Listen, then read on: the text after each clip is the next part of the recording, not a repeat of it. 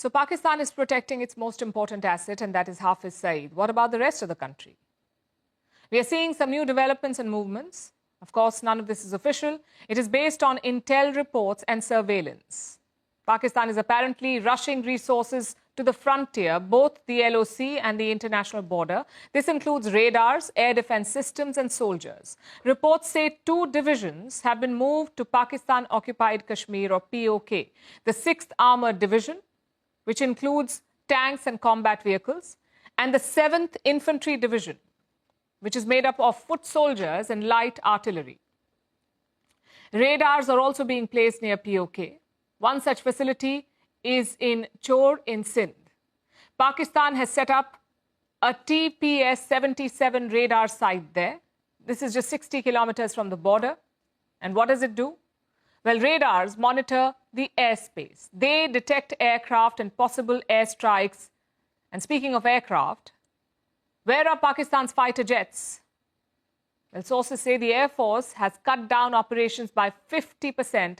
Their goal is to avoid mishaps in the sky. As for the jets, they are being moved around. Some reports say the F-16s have been shifted to Lahore and Rawalpindi. Others say they are heading to Gwadar. Why Gwadar, though? Because it's located far away from the border. Perhaps the idea is to protect these jets from Indian missiles. And finally, you have air defenses. Pakistan's best system is the HQ-9. This is a missile system produced by China. These are also being used to secure the border area. Clearly, there's a lot of focus on the skies. Pakistan is using radars, electronic systems, and air defenses. Maybe they fear a repeat of 2019. That's when Indian Air Force jets crossed into Khyber Pakhtunkhwa. They destroyed terror camps in Balakot in Pakistan. Last time, Islamabad was caught napping, so this time they are on alert. So alert that they're imagining stuff. Look at this report in Pakistan state media. It says Indian Rafale jets were patrolling the skies over Kashmir, so Pakistan scrambled jets of its own. Islamabad claims that they managed to scare away the Rafales. Sounds like classic Pakistani fiction. Defense experts have dubbed it propaganda.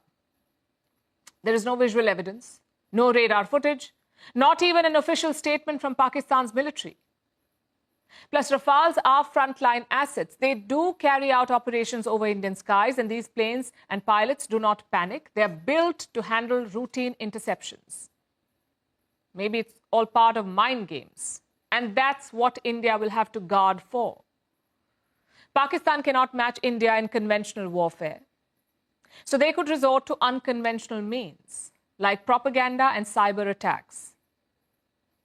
In fact, last week, the Indian Army's nursing college website was hacked. The hackers left a message on the screen.